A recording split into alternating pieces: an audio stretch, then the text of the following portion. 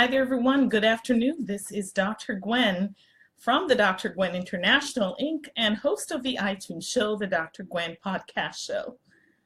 This afternoon, we continue our discussion on getting and landing the job or promotion of your dreams. Now, I know last time when we talked about this, we actually were also looking at the business. Today, the conversation will be primarily focused on just work, job.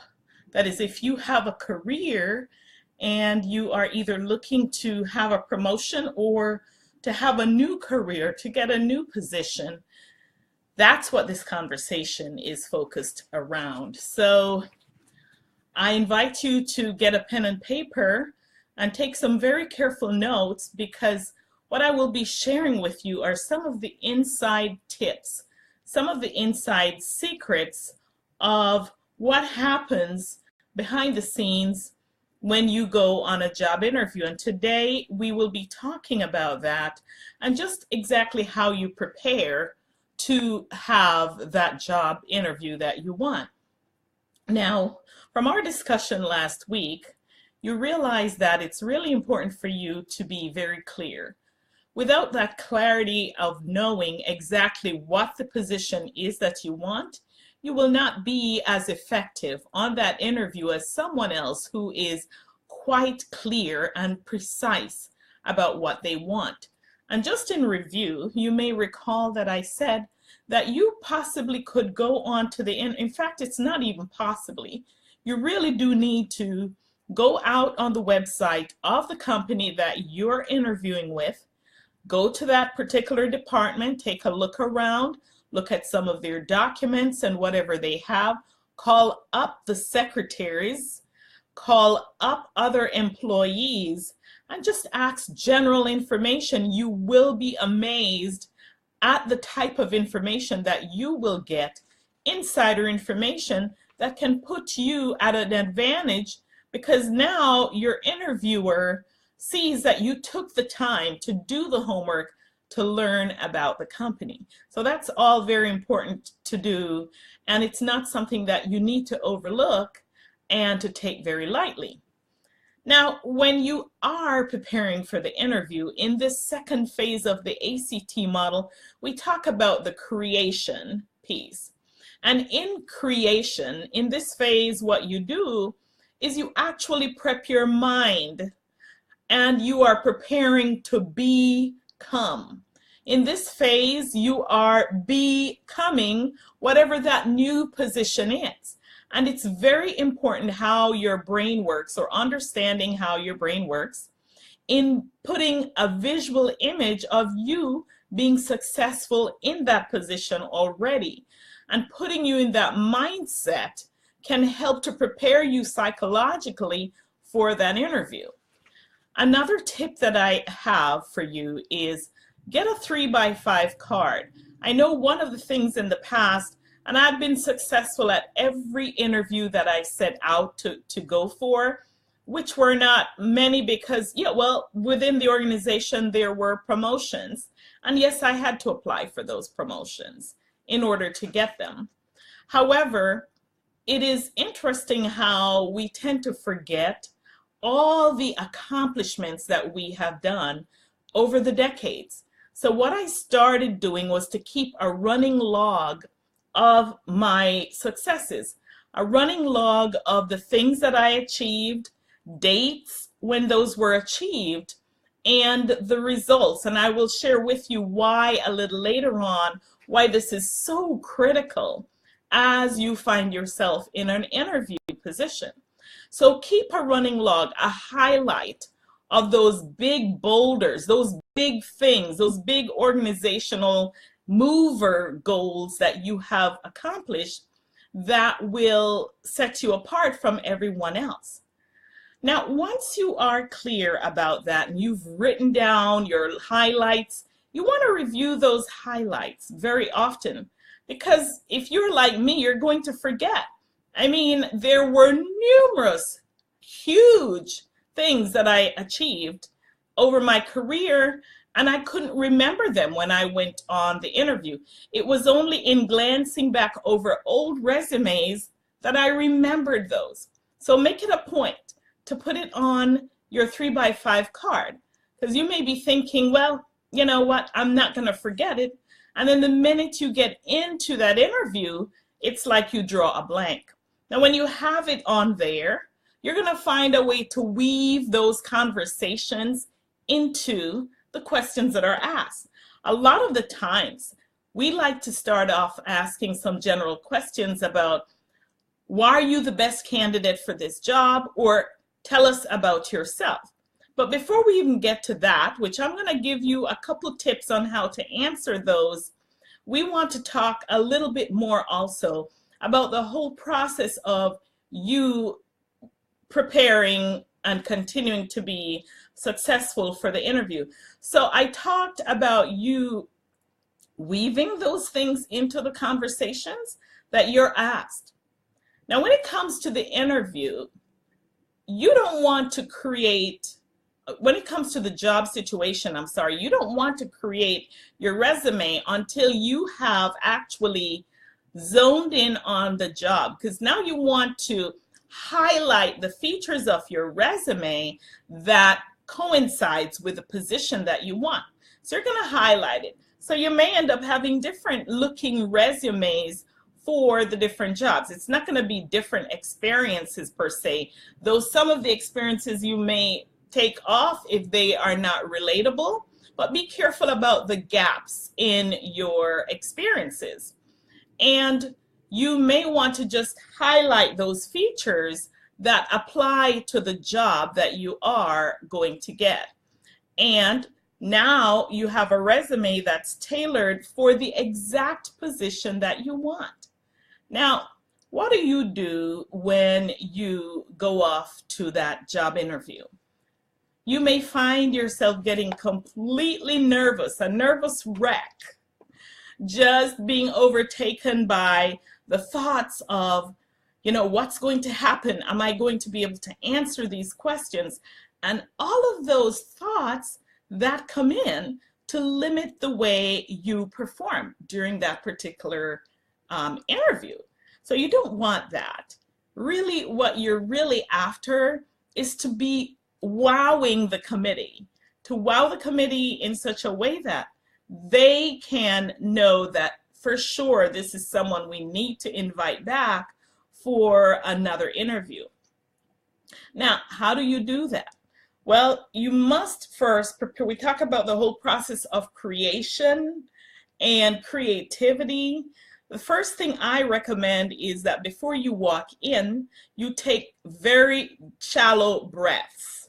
And what the shallow breaths do is that they energize you so that you're not humdrum and just going along. You're more pepped up and you have this fresh energy that is entering the room, and everybody's going to feel it. Also, throw your shoulders back and lift your chin up. Try that right now if you're listening to this broadcast and see the difference that it makes in terms of your mental sharpness and the way you feel and your confidence level. So you want to throw your shoulders back. So the next process that I'm going to go to is to give you a couple of the hardwired tips that will help you now that you have built up your personal profile and you're stepping out there and you're strutting your stuff and you're feeling very confident. Now, what exactly do you do? What do you do? You know, I've sat on committees over decades of my career, hiring and interviewing and going through that whole process. And having also been trained in the interviewing process, what I am going to share with you are a couple internal secrets that you can use that's going to help you to land that position that you want.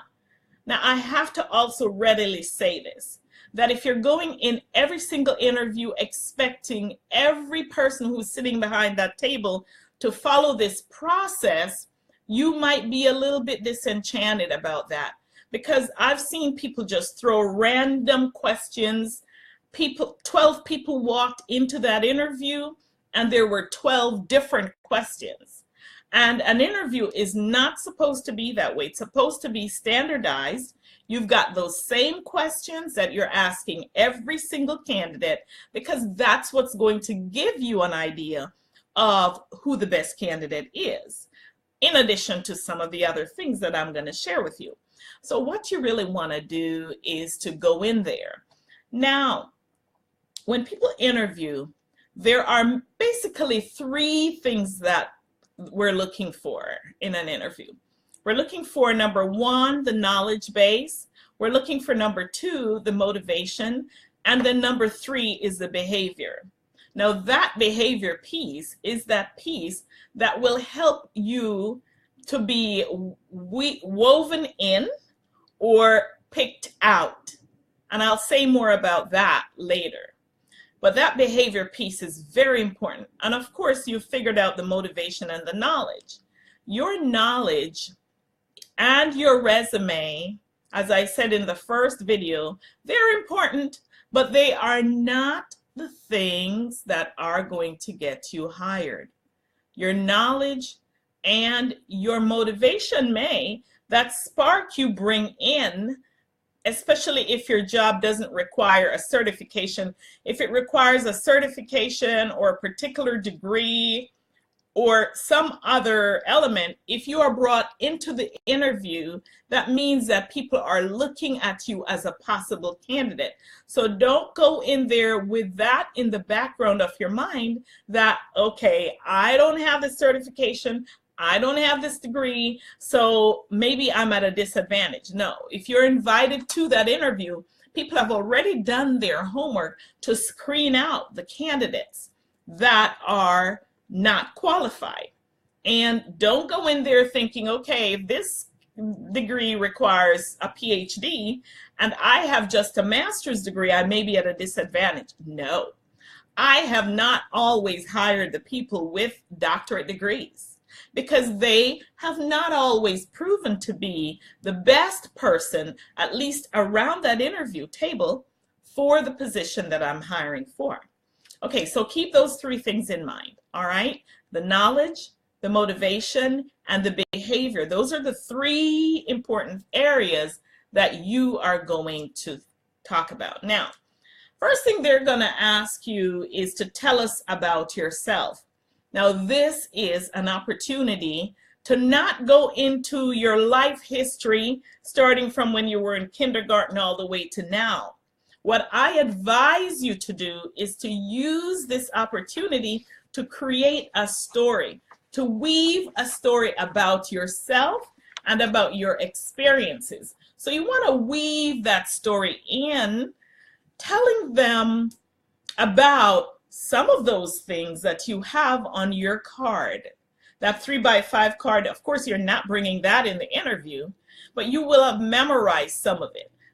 I advise not to go into all the details on that card. You need some trump cards, because there are questions that will be asked later on that you're going to be able to pull from that 3x5 card. But what you don't want to do is to go and vomit it all out, because now later on, when questions start being asked, you're going to sound redundant, as if you don't have any other experiences, because you've already stated what those experiences are. So you don't want to vomit that out.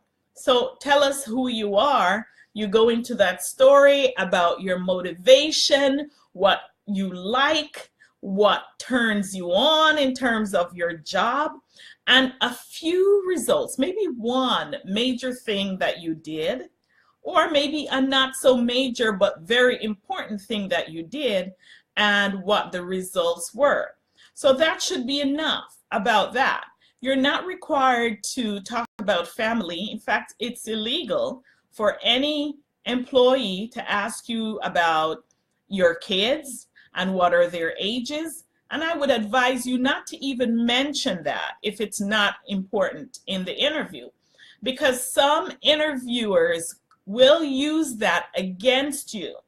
As if you have young kids, then maybe you're going to be absent when the kids are ill. So you don't want to go in there. Just go in there presenting your professional accomplishments and what you have done and how you are related to what they do.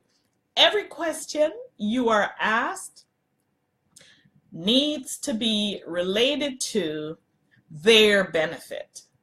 So if you did your homework, you already know exactly what their needs are. And highlighting those needs and highlighting your skills and your accomplishments to fit what you can do. Remember, it's not what you want or what you are about. It's how you are going to help that organization achieve their major goals.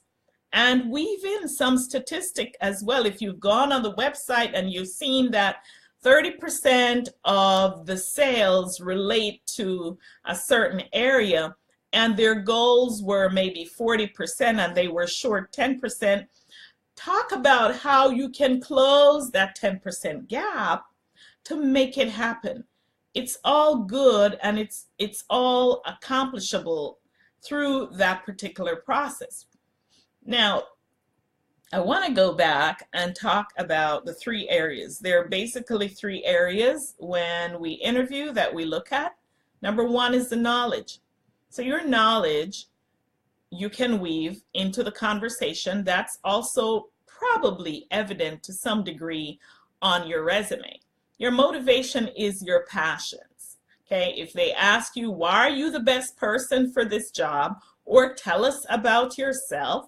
You want to go there for the motivation, and you also want to cover that whole process with behaviors. Now, I think of all the 3 areas, the behavior is the most important of all 3 because your past behavior will likely predict what your future behavior will be. And in a job interview situation, I am able to, any good employer or interviewer is able to weed through the fluff. People give a lot of fluff about what they're able to do.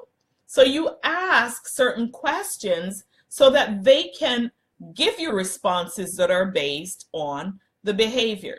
So here's what you want to do. If they say, tell us about a time when you took on a project that was successful. Awesome question, right? How would you answer that? Think for a minute. What are you going to say about that? And I give you some pause for you to think. Okay, awesome. Now here's what I recommend. First thing you want to do is you start off with the particular situation. What is it that happened? Okay, so in 2000, I had a job where I was responsible for overseeing the sales department. Okay, so you've talked about the situation and the task. You were responsible for overseeing the sales department. Take that task a little bit further and say, now I also had the challenge of raising the sales performance score by 5%. So that was the task that you had. Now you're going to talk about the action. And what I did, I met with a committee and we strategized about how we were going to do this. We did, number 1, we collated a list of all of our potential clients in a certain region. We sat down and divvied up the responsibility so that everyone on the team had an equitable number of people to make contact with. And number 3, we practiced the skills that were necessary for us to close the deals. And so we set out to make those phone calls and to make those contacts. So that's your action. And the result was we were able to not just close that gap by 5%, we were able to increase that by 3 times the amount. We raised that score 15%. And as a result, our entire department was recognized by the organization for having achieved massive results. Okay, so in that situation, what you've actually done, you've walked the interviewer through the situation that happened, what action you took, and the results. Anytime you're asked a general question, always remember that strategy, that you are going to weave it in and end up talking about your behavior.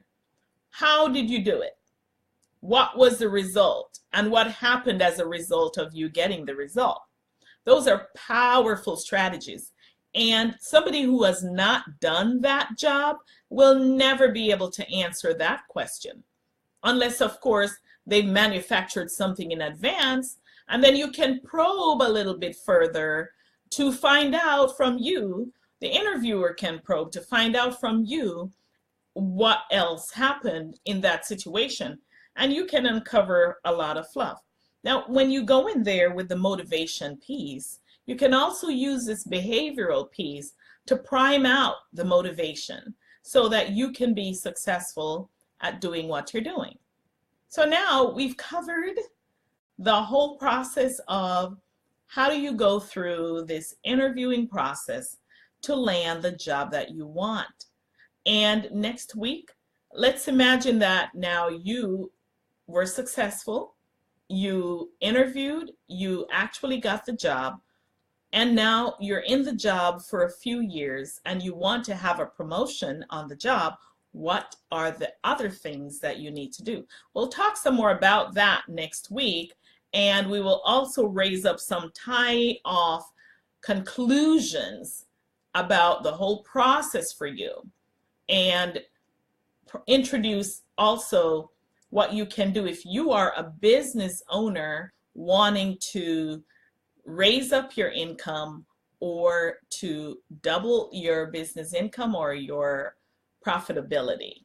So, my friends, I hope that you found this conversation to be very enlightening and informational. Go out, go get that job, and go light up this world with your gift that you've been given. You are number one. You are the only person with the gift in the same body as you have. No one else can do anything exactly like you can because you are unique. So go out and celebrate that, and celebrate your uniqueness, and have others in the world see what you can bring to the process of transforming other people's lives on your job. Thank you so much for joining me. I look forward to seeing you next week, and I wish you the most amazing week ever. Love you guys. This is Dr. Gwen, empowering lives to live purposefully and passionately.